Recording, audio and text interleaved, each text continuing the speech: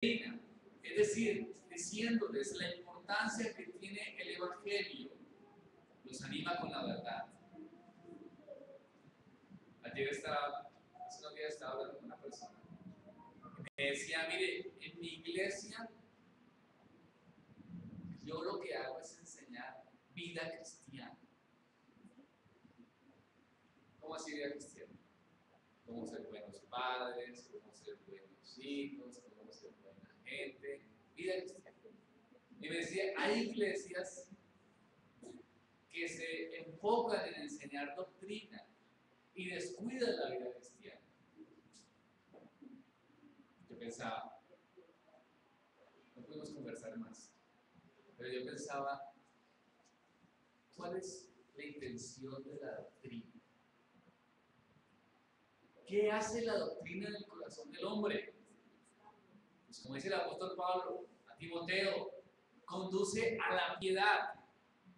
Si hay una buena doctrina en el corazón de un nacido de nuevo, eso lo tiene que conducir a que sea buen padre, buen hijo, buen esposo. Yo puedo enseñarle aquí una y otra vez cómo ser buen padre, los 5 puntos para que sea buen esposo, las 5 características para que sea buena esposa. Y eso no necesariamente va a transformar. No estoy diciendo que sea malo, es bueno. Pero la doctrina evangélica nos tiene que conducir. La verdadera doctrina o la profunda doctrina nos conduce a vivir de acuerdo a esta, es decir, piadosamente. ¿Notan la diferencia, hermanos? Vamos entonces, capítulo 2. Desechando pues toda malicia, todo engaño, hipocresía, envidias y todas las detracciones. Desead como niños recién nacidos la leche espiritual no adulterada, para que por ella crezcáis para salvación, si es que habéis gustado la benignidad del Señor. Pero entonces llegan las exhortaciones finales acerca del tema de la santidad. Un tema que introduce y explica en el capítulo anterior. Anima a los lectores a sacarse de encima las actitudes negativas y los insta a expresar su necesidad de alimento espiritual para que puedan madurar en la fe y en el conocimiento. Vamos entonces al versículo 1. Desechando pues toda malicia, todo engaño, hipocresía, envidias y todas las detracciones. La primera parte de esta oración del versículo 1 es desechando. Con base a lo que Pedro dice en la sección anterior o en el capítulo anterior, del capítulo 1, versículos 22 al 25. Retrocedamos un poco para mirar el contexto, que ya lo hicimos en el sermón anterior. Habiendo purificado vuestras almas por la obediencia a la verdad mediante el Espíritu, para el amor fraternal no fingido, amados unos a otros entrañablemente, de corazón puro, siendo renacidos no de simiente corruptible, sino de incorruptible, por la palabra de Dios que vive y permanece para siempre. Porque toda carne es como la hierba, y toda la gloria del hombre es como la flor de la hierba. La hierba se seca, la flor se cae, mas la palabra del Señor permanece para siempre. Y esta es la palabra que por el Evangelio os ha sido anunciada. Sermón anterior. Pedro entonces llega ahora a una conclusión. Sabiendo que los renacidos hijos de Dios deben exhibir su nueva vida en una conducta diaria. ¿Qué quiere decir esto? Versículo 23. Siendo renacidos. Pedro dice, aquí concluimos entonces. Si alguien es cristiano, ha nacido de nuevo. Y si ha nacido de nuevo, ¿qué esperamos de este? Que tenga una conducta diferente, una conducta personal, cristiana. Si una persona, Dios ha obrado en su corazón y le restaura de su condición pecaminosa, entonces su comportamiento se vuelve particularmente cristiano. Es otro. Si usted ve a una persona cristiana que dice que es cristiana, usted espera que sea mentiroso, usted espera que sea falso, que sea de mal genio, que sea contendioso, que sea todas esas cantidades de adjetivos que hacen a una persona mundana. ¿Usted espera eso del creyente? No. ¿Por qué? Porque ha nacido de nuevo. Entonces usted lo que está esperando es que tenga una nueva naturaleza, es decir, que tenga un comportamiento diferente. Eso es lo que dice el apóstol Pedro. Iglesia, ustedes han renacido de nuevo. Ustedes han experimentado la regeneración, el nuevo nacimiento por la obra, todo lo que hemos estudiado anteriormente, por la obra del Espíritu Santo en el corazón de los hombres, que los transforma. Entonces, ahora espero esto. Es lo lógico, es la consecuencia. Si usted tiene una nueva vida, pues se comporta diferente. Si usted no tiene otra nueva vida, entonces, si usted no se comporta diferente, es que tal vez no tiene una nueva vida. Versículo 1 entonces dice, desechando. ¿De qué modo es la pregunta? ¿Han de vivir los destinatarios a la vida cristiana? Pedro lo que está haciendo es dando una instrucción, dice, desechando, pues, toda malicia, líbrense de toda malicia.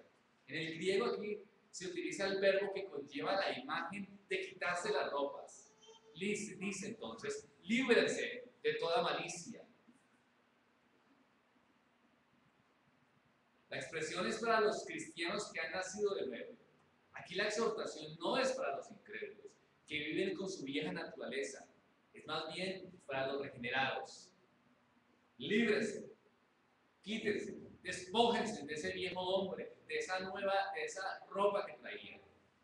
Si ustedes han trabajado en algún momento o han colaborado en alguna circunstancia de trabajo físico fuerte, se ponen un overol, ¿verdad? Y van trabajando en el día, y cuando llegan a la casa, se acuestan en la cama con el overol que tienen.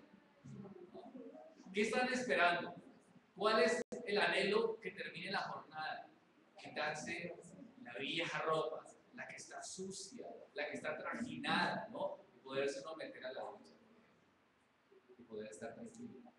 Ese es el sentido que el apóstol Pedro está diciendo. Despójense, quitándose esas ropas viejas, lo que eran en su antigua vida, tienen que despojárselo, porque ahora tienen una nueva vida, son una nueva criatura.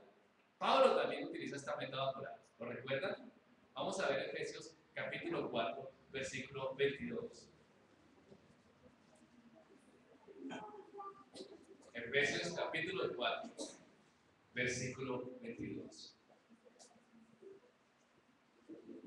Efesios capítulo 4, versículo 22. En cuanto a la pasada manera de vivir, ¿qué dice? Despojados, quítense esa ropa, esos trapos sucios, despojados del viejo hombre que está ¿qué? Viciado conforme a los deseos engañosos. Eso éramos antes, eso eran las características de un no cristiano. Así vive un no cristiano, de acuerdo a sus propios deseos, a sus propios pensamientos, a su propio engaño, a su propia conciencia sucia y perversa. Y dice entonces Pablo, despójense de esto. Ya no lo son, porque ahora ¿qué tienen entonces? La gran doctrina de la regeneración. Son una nueva criatura, son un nuevo hombre que ha despojado esa vida pasada, viciada del mal y del engaño. Miremos ahora a Colosenses capítulo 3, versículo 9. El apóstol Pablo da la misma idea.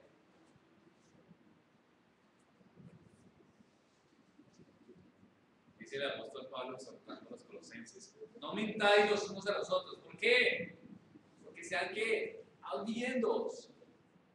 Colosenses capítulo 3, versículo 9. Habiéndoos despojados del ¿qué? Del viejo hombre. Aquí entonces Pedro, volvemos entonces a Primera de Pedro capítulo 2. Hablando en sentido figurado, Pedro le dice a sus lectores que deben quitarse la vestidura de la malicia, del engaño, de la hipocresía, de las envidias, de las calumnias. Versículo 1, desechando pues toda malicia, todo engaño, hipocresía, envidia y todas las detracciones.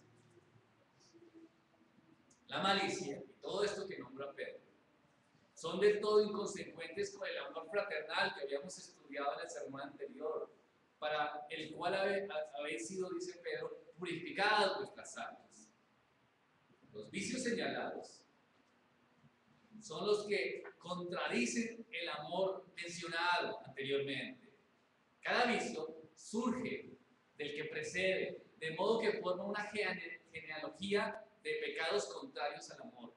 Miremos entonces algunos vicios o pecados que dice el apóstol Pedro. El primero, ¿toda qué? Malicia. ¿Qué es malicia? Esta es la primera maldad que menciona el catálogo de pecados, ¿verdad? Nótese que la palabra viene acompañada, ¿no? ¿Con qué? Con la palabra toda. Abarca todo y no da lugar a excepciones. Es un listado de pecados, pero Pedro escribe el término toda 3 veces. La palabra malicia significa aquella mala voluntad que se origina en nuestro corazón pecaminoso.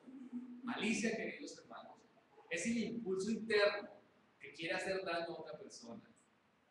Si permitimos nosotros que el mal se exprese en nuestra relación con los demás, el amor por nuestro prójimo desaparece. La malicia, queridos hermanos, es el deseo de causar dolor, daño al otro.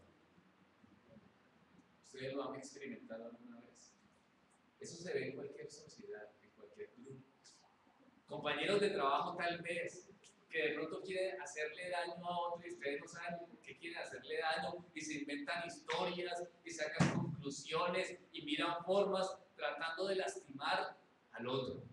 Eso es malicia, es esa intención perversa de querer hacer daño porque otro está en una condición diferente. Hay personas que sienten deseos de que al otro le vaya mal. Eso es malicia.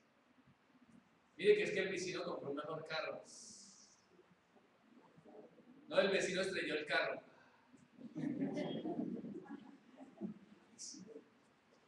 Es el deseo. El deseo de que le vaya mal.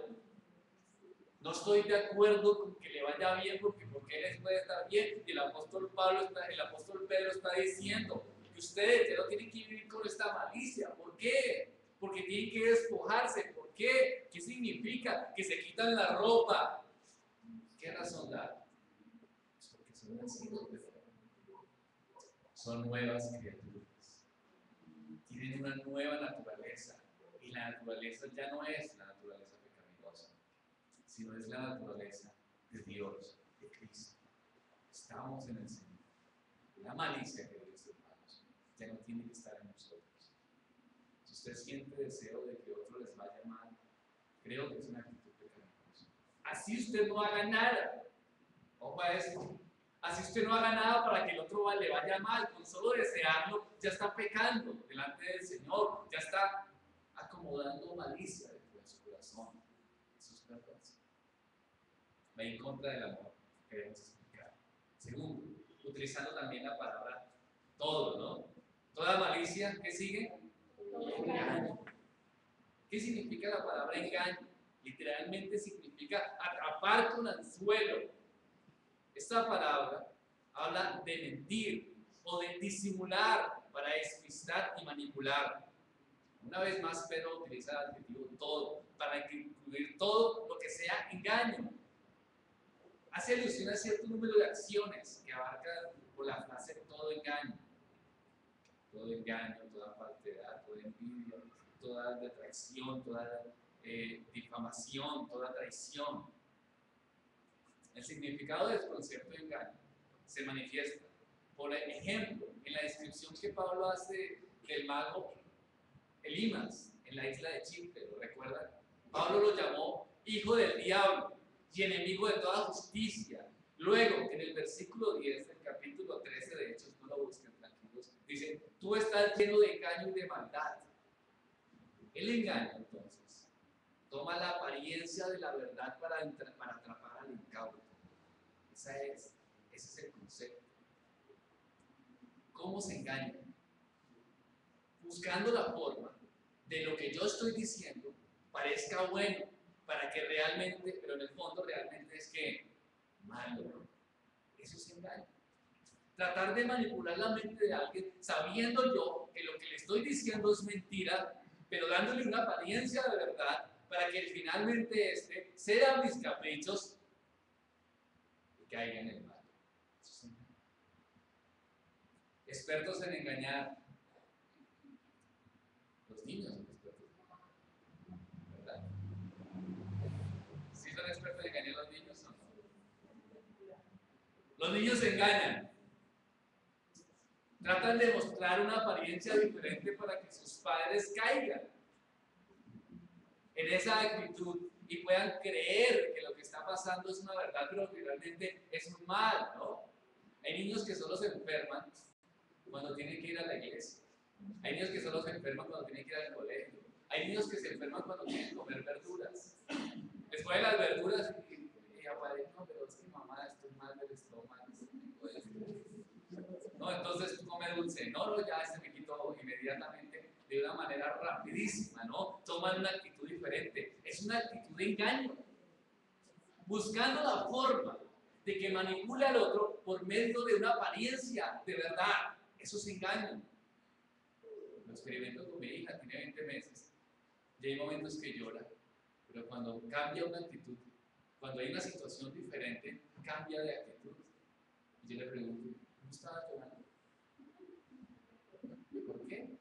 ¿Por qué está reaccionando ahora con una actitud diferente? ¿Quién le enseñó a engañar? Yo nunca, ni mi esposa. Nos hemos sentado y le hemos dicho, mira, el engaño es eso, viene del griego, que significa atrapar en los suelos. Si tú quieres hacerlo, hija, puedes hacerlo, ¿no? Puedes hacerlo conmigo, de hecho. Mira, cuando tú estés en esta situación, llora y créeme que me conmueve eso. No, viene con ella. ¿Por qué? Porque viene con su naturaleza. ¿Y eso es de qué? Del viejo hombre. Los niños vienen caídos, sin esperanza, y necesitan ¿qué? Una regeneración, un nuevo nacimiento, nacer de nuevo. Pero mientras eso sucede, tengo que, como padre, regular su mandato y llevarlos que sean morales. Eso es engaño. Tener una apariencia, decir cosas, y nosotros a veces podemos caer en engaño. Aún hay muchos que engañan tratando de ayudar a Dios y engañan delante de sus congregaciones o engañan cuando van predicando el Evangelio. Hay personas que tratan de predicar el Evangelio diciéndole a la persona a la que le están predicando que en la iglesia van a encontrar respuesta a todas sus debilidades y todos sus sufrimientos. Eso es un engaño. Que si no tienen esposa o esposo, aquí se les consigue, que si no tienen vehículo, aquí también se les consigue. Eso es una falsedad. No podemos ayudar a Dios. Muchas personas me han dicho a mí, y se han ido de nuestra iglesia, visitas, que se sienten desanimadas. ¿Saben por qué? Porque no encuentran la respuesta a todo. Pastor, ¿pero qué hacemos para esto? No sé. Pastor, ¿pero por qué me pasó esto? No sé. No sabe. Pero es usted el pastor. Entonces, ¿cómo piensa traer feligreses a una iglesia? No, lo contrario, tiene que decirme, mire, eso es porque usted tiene un demonio, eso es porque usted tiene un entierro en su casa, vaya y coja el patio y saque lo que tenga allá y verá que viene prosperidad, soluciones. Estamos en un mundo práctico, en un mundo que quiere y es habido de ser engañado. Las personas les gusta eso, les gusta el engaño, porque no quieren soluciones difíciles, no quieren sentarse a estudiar la verdad de Dios, están ávidos de que los engañen para hacer soluciones fáciles. Mi relación en mi casa está difícil. Listo, tranquila. ¿Tiene estrella de 5 puntos en su casa? Sí, quítela. Ay, con eso mi esposo y mis hijos, se mejora, sí, se mejora. Haga pacto, listo, también pactamos. ¿Qué hacemos? No, peco, tengo problemas, pecados constantes, listo, tranquilo, aquí le hacemos liberación. Todo es un practicismo mediático para tratar de alguna forma de ser libres, pero no sirve, no funciona dentro de la verdad escritural. Qué bueno sería, ¿no? Porque así hemos sido aprendidos, pero no. mis hijos son duros y difíciles. Dedica tiempo, paciencia, ores a Dios. Mi esposa siente que no la amo. Protege, cuida, aguanta, soporta. ¿Cuánto tiempo? Mucho. Años. ¿Años? Sí. Pero no es lo que se me enseñó. Mi esposo es difícil. Entiendo. Denle paciencia. No, pero quiero un consejo más. No, no hay más. ¿Quieren engaño? La Biblia me dice que no engañe. Entonces no puedo decirles lo que no es real. Lo que es real es la verdad escritural. Cuidado con esto. El engaño toma apariencia de verdad para atrapar al incauto. El engaño y la hipocresía, queridos hermanos, son mellizos. Por el engaño una persona es extraviada y por la hipocresía es engañada. Cuidado con engañar a alguien para tener beneficio propio. En las empresas, en la universidad, en el colegio, personas que manipulan para subir a un mejor cargo. Aún en la iglesia, personas que dan apariencia de piedad para aprovecharse de la benevolencia de los incautos y estafarlos. No todo el que viene a una congregación es cristiano. Y por el hecho de entrar a una iglesia, no necesariamente hay que ayudarle. Es una mala interpretación de muchos. A mí, hay personas que me han dicho, hermano, ¿y por qué no le ayuda a tal persona? No le conozco. Pero es deber cristiano ayudar al que todo el que le pide ayuda, no.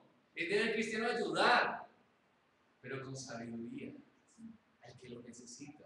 Porque hay muchos que están acostumbrados a vivir del engaño para sacar beneficio propio. Dar a veces es perverso, ¿saben ustedes?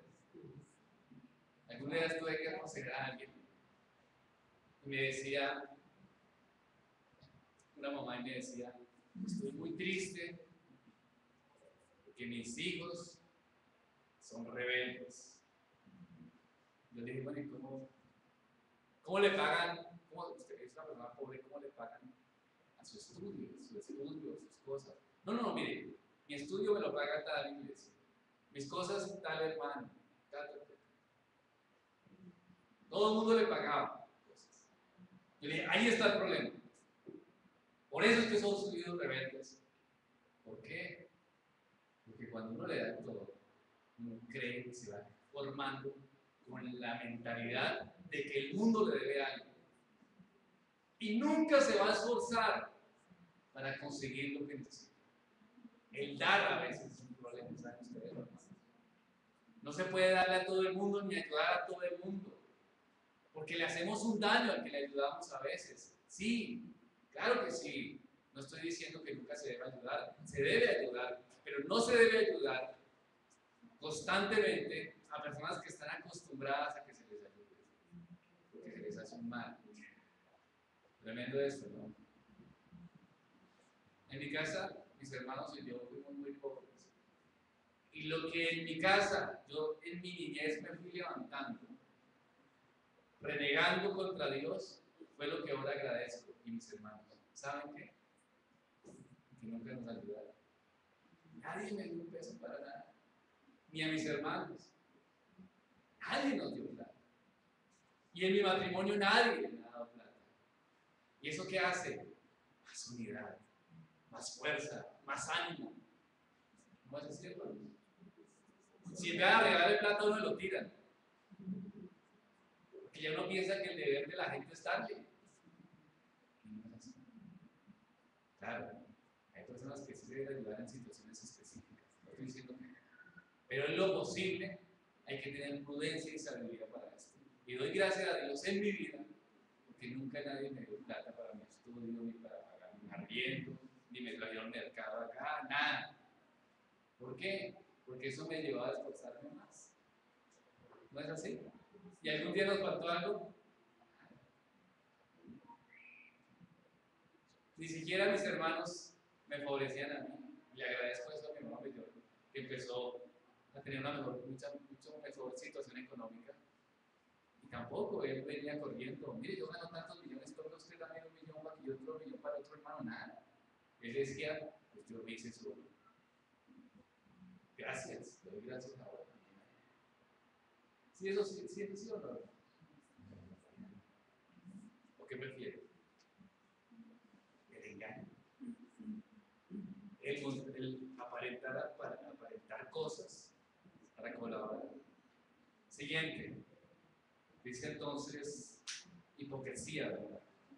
Envidias, fingimiento, ¿no? Uno que tiene malicia y practica el engaño desea esconderlo. Se finge ser otra cosa con el fin de ayudar a mejorar la reputación personal o para conseguir algún beneficio. Según los psiquiatras, hermano, los mejores estafadores, es más, los asesinos en serie más destacados, tienen apariencia de confianza.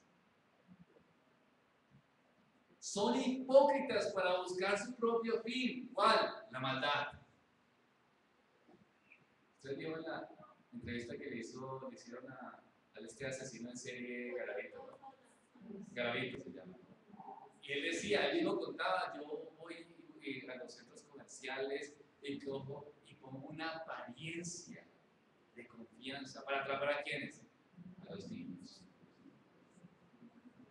Esto es hipocresía en envidia. Es más, cuando yo voy por la calle en las noches y veo a un indigente, me siento tranquilo. Cuando veo a una persona que viene en corbata, ahí sí me asusto. Porque yo he visto que los que atracan ahora son muy corbatados. En cambio, un indigente va a duras penas, puede con su maleta mucho menos baja que la correteando. Pero vienen corbatados, puede pasar. Eso es apariencia. Eso es hipocresía. La persona hipócrita finge ser lo que no es. Es una persona con doble corazón y con lengua mentirosa. Por ejemplo, Jesucristo mismo reprendió a los fariseos y maestros de la ley por su hipocresía. Les dijo: hipócritas, bien profetizó de vosotros Isaías cuando dijo: este pueblo de labios me honra, no su corazón. Somos hipócritas, hermano. ¿Cuándo? Constantemente las personas llevan el nombre de Dios en sus labios, pero viven como si Dios no existiera, y esto prolifera en contra de la ley de Dios y del tercer mandamiento. Hablan de Dios constantemente, ponen a Dios en todo sentido, aún hacer el mal. Voy a montar una cantina. Bueno, Dios le va a ayudar.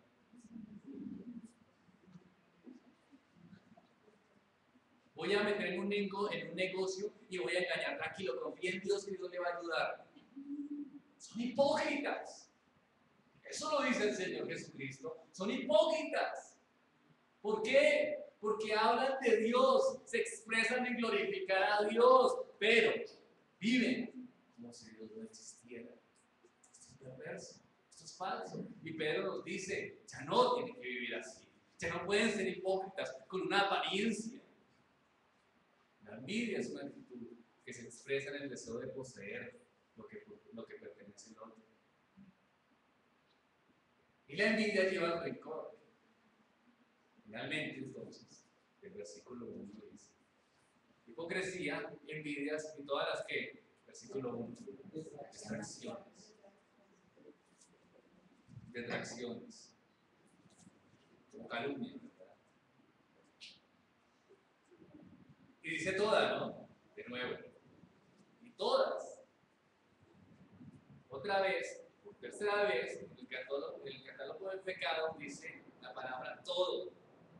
Es de entender que la lengua es un instrumento presto y predispuesto a hablar a espaldas de nuestro prójimo.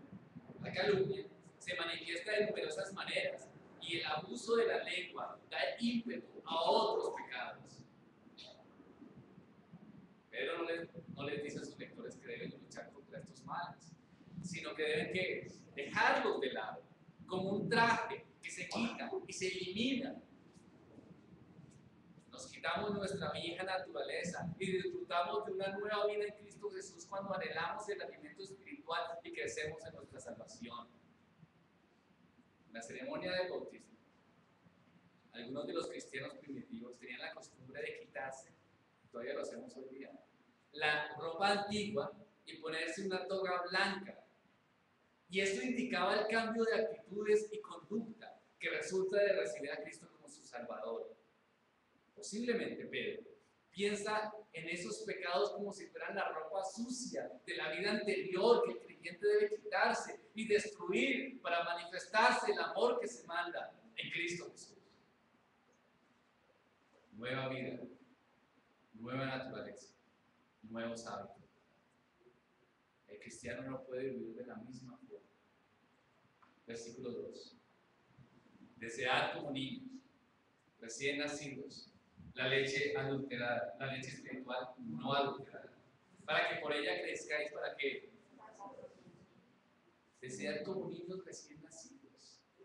¿Será que lo que está haciendo Pedro es queriendo insinuar que los lectores son conversos de tiempo reciente? No necesariamente. Es posible que utilice la frase como niños recién nacidos de modo figurado, para transmitir a los lectores de su carta la imagen mental de un niño que busca alimento. ¿Cómo son los niños cuando nacen?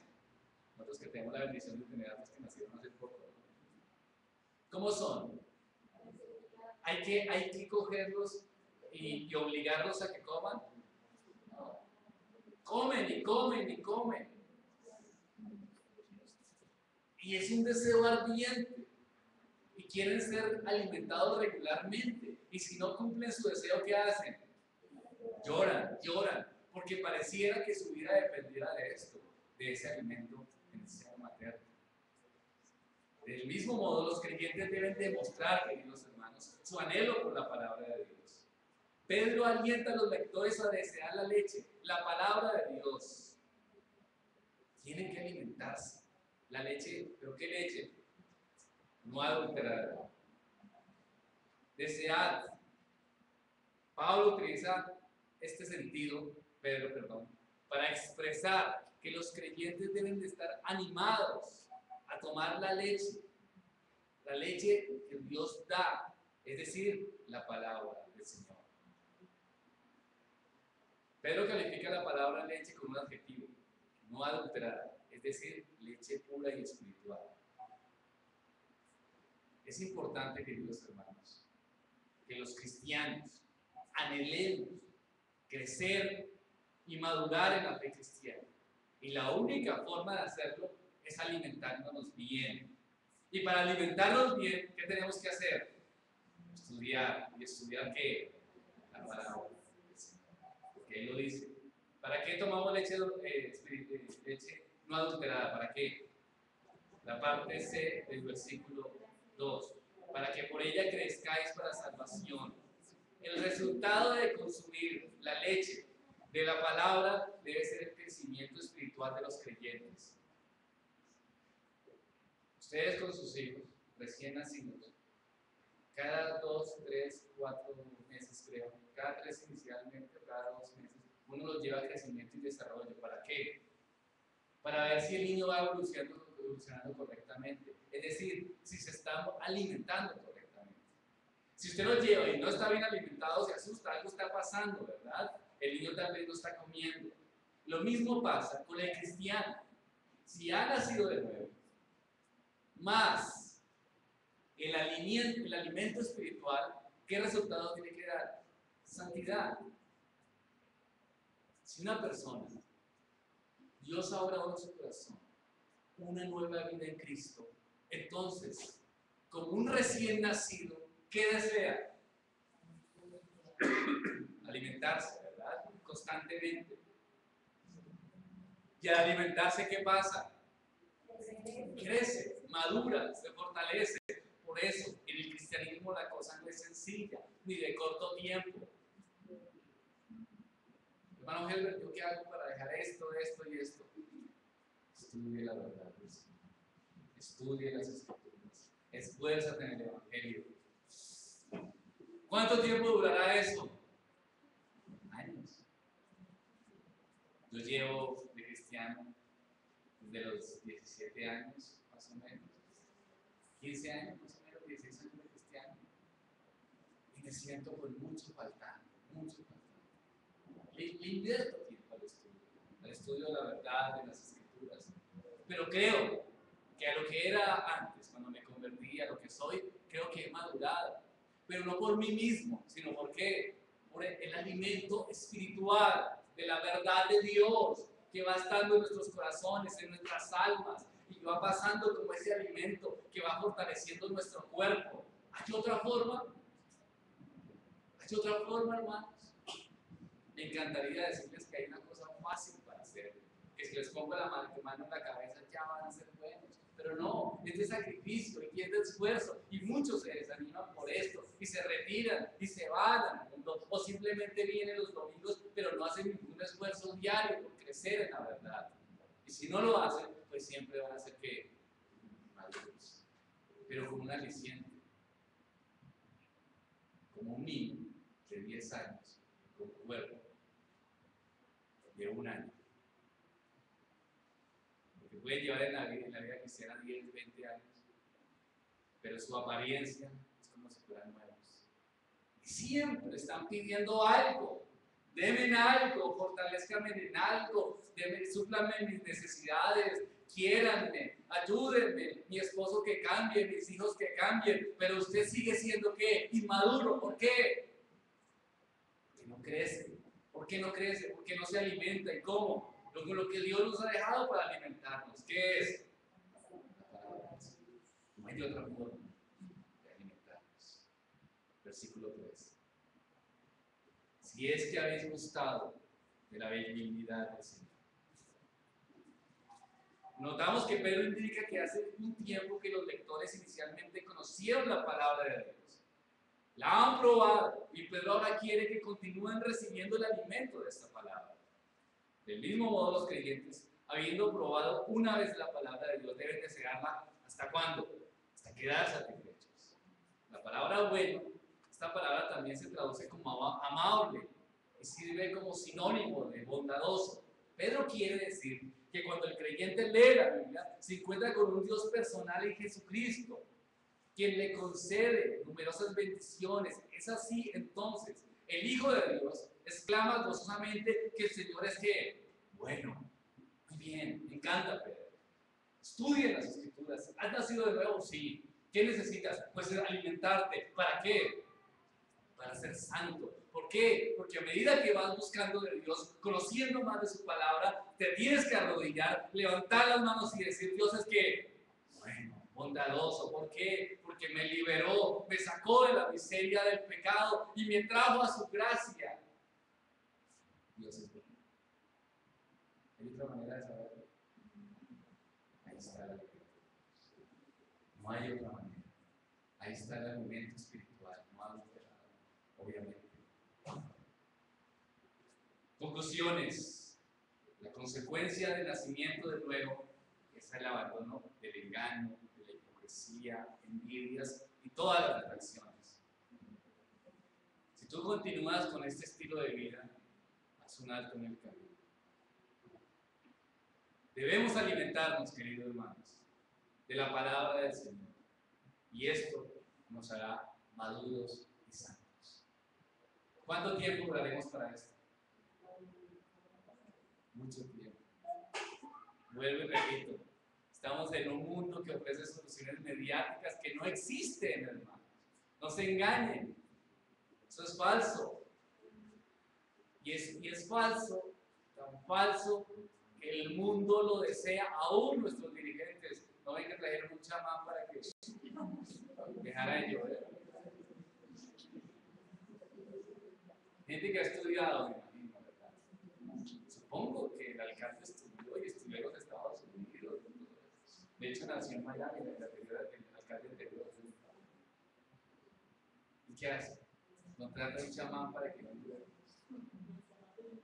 Soluciones que fáciles. Ahí salió en el periódico que donde vive el chamán están en inundaciones. Salió porque él es del Huila. Entonces ahí están en inundaciones y la gente le está diciendo al chamán que qué pasó, porque están aquí todos lavados. El chamán sí pudo parar el aguacero en Bogotá, pero no pudo parar en un pueblito por allá. ¿Tiene usted en su hogar un culto familiar? Usted quisiera decir que sí, ¿no? Pero muchos, la respuesta es que no. Es la realidad. Hay que hacerlo. Hay que dedicarle tiempo a la oración, hay que dedicarle tiempo al estudio de las Escrituras. Miren, hermanos, hay gente que viene a consejería y una y otra vez yo tengo que decirle, hermanos, no tengo nada que hacer, porque ustedes no le dedican tiempo al Señor. Lo que yo les diga es fácil. ¿Sí, hermanos? Entendemos que Dios quiere que sus hijos crezcan espiritualmente en la gracia y en el conocimiento de Jesucristo. Entonces, nacimiento de nuevo, más alimento espiritual, igual santos, maduros. Oremos.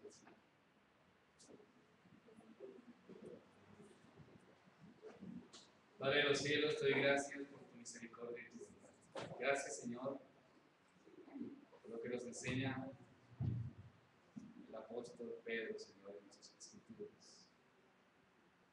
Que nos animas a reconocer que podemos ser maduros espiritualmente. Pero para lograrlo, tenemos que esforzarnos constantemente. Y primero, Señor, nos das esa nueva naturaleza que nos habilita para dejar todos los vicios del pasado. Y nos das tu palabra para ser alimentados constantemente, Señor. Gracias por eso. Nos das todas las herramientas para ser maduros y santos. Aquellos que no las utilizan siempre son raquíticos y débiles y frágiles en su vida cristiana.